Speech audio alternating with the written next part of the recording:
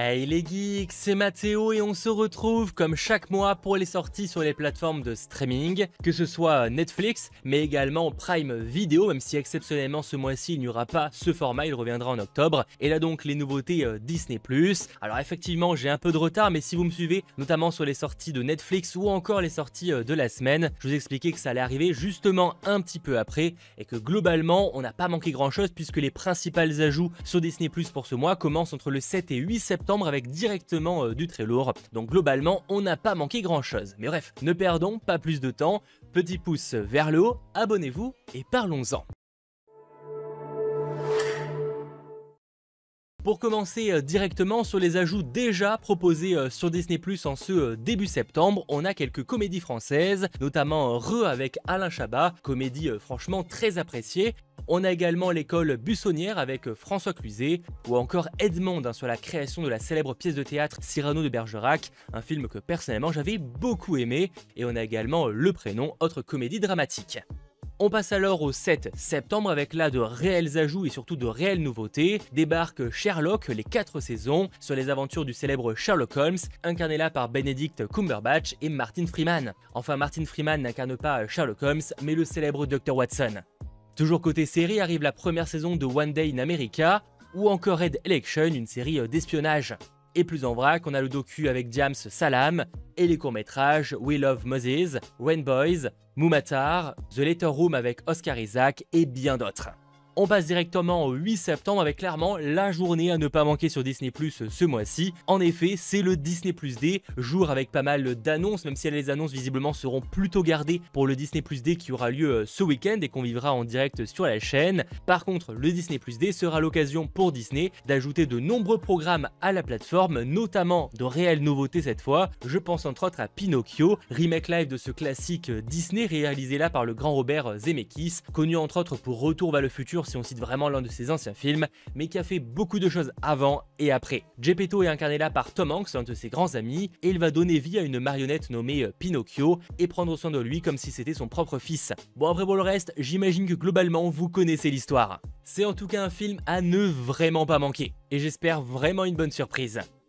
Toujours à l'occasion de ce Disney+ Day, comptez sur l'ajout de Wedding Season, donc la première série originale britannique Disney+, alliant comme c'est décrit une comédie romantique avec de l'action et un côté thriller. Ce sera composé de 8 épisodes et le show va raconter l'histoire de Katie et Stéphane qui vont tomber amoureux l'un de l'autre à un mariage alors qu'elle est fiancée à un autre homme. Nous voilà alors 2 mois plus tard au mariage de Katie où son nouvel époux et toute sa belle famille sont assassinés. Autant vous dire que la police va très vite soupçonner Stéphane, mais qui est le vrai coupable, il faudra découvrir la série. Autre série là aussi très attendue, on a Mike, donc c'est une mini-série cette fois qui n'a pas pour but d'avoir de nouvelles saisons et c'est inspiré de la vie du célèbre boxeur Mike Tyson, sachant que le 8 septembre débarqueront les 4 premiers épisodes et les 4 autres arriveront plus tard, on va le réévoquer. Autre nouveauté, on a Terra Incognita, une toute nouvelle série sur un jeune homme qui part à la recherche de réponses concernant la disparition de ses parents il y a 8 ans, et il va alors rencontrer un monde terrifiant.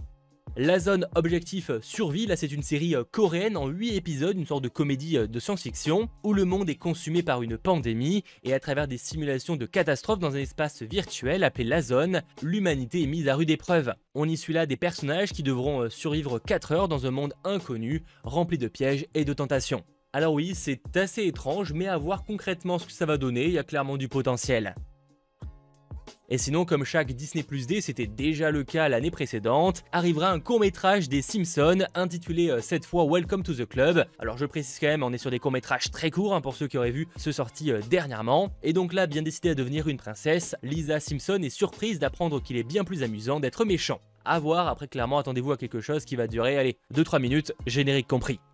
En parlant animation, là aussi vous serez servi en ce 8 septembre, arrive Cars sur la route. Alors à défaut d'un nouveau film qui peut-être débarquera un jour, mais pour l'instant à ma connaissance ce n'est pas encore prévu, cette nouvelle série Pixar suit Flash McQueen, donc le célèbre personnage découvert dans la saga Cars. Accompagné là de son meilleur ami Martin, ils vont alors quitter Radiator Springs pour un road trip à travers les USA afin de retrouver la sœur de Martin. Pour ce qui est du format, chaque épisode apparemment sera une mini-aventure avec la promesse de rebondissements inattendus. Et tout ça pour un total de 9 épisodes. On va voir, mais clairement comme il y a beaucoup de fans de la série Cars, c'est très attendu. Et en plus c'est quand même un programme géré par Pixar, donc rien que pour ça, c'est à surveiller, en espérant quand même une intrigue qui se place sur tous les épisodes et une durée un peu conséquente. Et toujours en animation mais côté Marvel, arrive Spidey ses amis extraordinaires. On y suit le célèbre Spider-Man qui va s'associer à Ghost Spider, donc Gwen Stacy, mais également Miles Morales pour former l'équipe Spidey.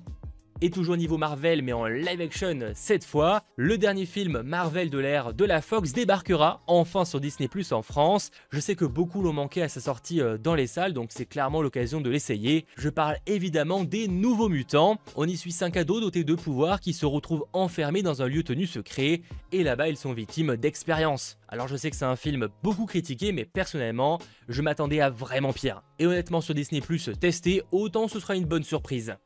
Par ailleurs, toujours Marvel, et c'est techniquement la réelle nouveauté de ce mois-ci, sauf que nous en France on l'a pas, débarquera dans le reste du monde Thor Love and Thunder, donc le dernier film Thor avec Taika Waititi mais également à la réalisation, ou encore au casting Chris Hemsworth, Natalie Portman, Christian Bale ou encore Tessa Thompson. C'est l'histoire du boucher des dieux, enfin sur le papier parce qu'il n'est pas bouché de grand chose, et Thor et ses compagnons devront tout faire pour l'arrêter. Alors comme je vous le disais, ce sera disponible dans le reste du monde mais pas en France, même s'il est évidemment possible d'y accéder en France en utilisant notamment un VPN qui vous permet de vous localiser, que ce soit en Belgique, au Canada ou même aux États-Unis. Vous avez entre autres NordVPN et en passant par le lien dans la description, vous avez un code promo et en plus vous soutenez la chaîne, donc merci beaucoup à vous. Et vous aurez ainsi accès au film le 8 septembre, et ça avec de la VF ou encore de la VOST-FR.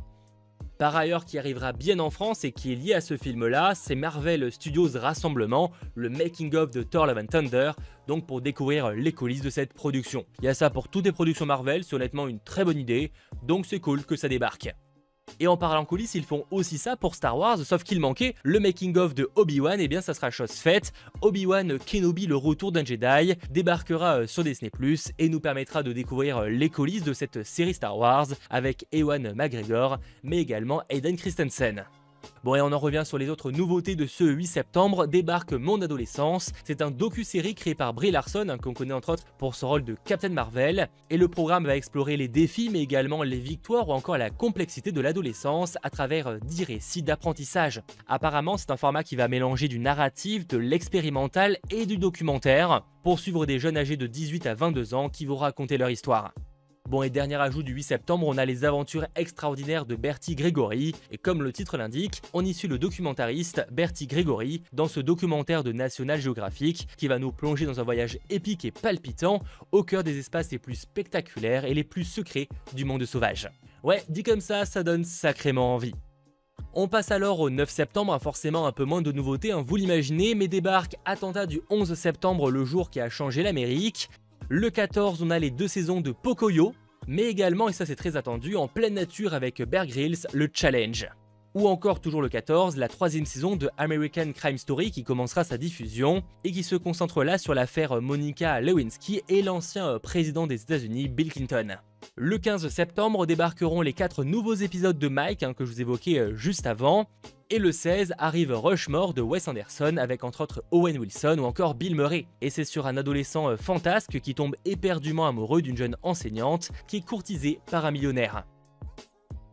On a Le Négociateur, cette fois c'est réalisé par F. Gary Gray à qui l'on doit entre autres Fast and Furious 8 ou encore Men in Black International. Et au casting on a Samuel L. Jackson ou encore Kevin Spacey. Et on y suit un négociateur dans des affaires très délicates. Toujours en vrac débarque Didier avec Alain Chabat, dans le rôle aussi de réalisateur, ou encore Les Invisibles avec Audrey Lamy. Concernant le 21 septembre, là vraiment un ajout aussi à ne pas manquer ce mois-ci sur Disney+, prévu à la base pour fin août, qui a finalement été reporté à ce 21 septembre, commencera la diffusion de la nouvelle série Star Wars Andor, avec ce 21 septembre directement 3 épisodes, puis un nouveau chaque semaine, chaque mercredi. Et ça pour un total de 12 épisodes pour la première saison, puisqu'une deuxième est déjà en préparation. Bref, en tout cas, on y retrouve le personnage de Cassian Andor, qu'on avait découvert dans Rogue One, et nous voilà alors plusieurs années avant en plein cœur de l'escalade de la rébellion contre l'Empire. Une série personnellement qui me chauffe tout particulièrement parce que le premier trailer donne très envie. Bref, rendez-vous le 21 septembre pour en reparler, notamment dans 100% Star Wars. Autre ajout, le 21 septembre, on a Les pouvoirs extraordinaires de la nature avec l'acteur Benedict Cumberbatch, donc Doctor Strange, qui va donner sa voix à ce docu-série produit par James Cameron, papa de Avatar ou encore du film Titanic. Et avec l'aide des dernières innovations scientifiques ou encore technologiques, il compte révéler les pouvoirs secrets des animaux du monde. Bon, et dernier ajout, on a la 4ème saison de la série médicale The Resident. On passe le 22, arrivera la diffusion de The Kardashians, donc la nouvelle saison de cette télé-réalité sur la famille Kardashian. Et le 23 septembre débarque The Being avec Eduardo Franco, vu récemment dans Stranger Things, c'est une comédie noire. On a Jean de Florette avec Gérard Depardieu, ou encore Manon des Sources, drame de Claude Berry. Ce qui nous permet pour presque terminer, le 28 septembre arrive la saison 2 de Les Petits Champions Game Changers. L'équipe de jeunes hockeyeurs est de retour, pour cette fois suivre un programme d'entraînement intense dans un camp d'été. On a l'ajout de la seconde saison de The Gift, une série Marvel plutôt appréciée de l'ère de la Fox. Et on a également FX The Old Man, donc les premiers épisodes, tirés là du roman du même nom sur un ancien agent de la CIA qui va faire l'objet d'une tentative d'assassinat et se voit obligé de fuir et de se cacher. Et c'est alors qu'un directeur adjoint du FBI est chargé de le retrouver, mais les deux ont un passé commun. Et en plus de ça, souvent les séries FX, on est sur de bonnes surprises, donc vraiment, je croise les doigts.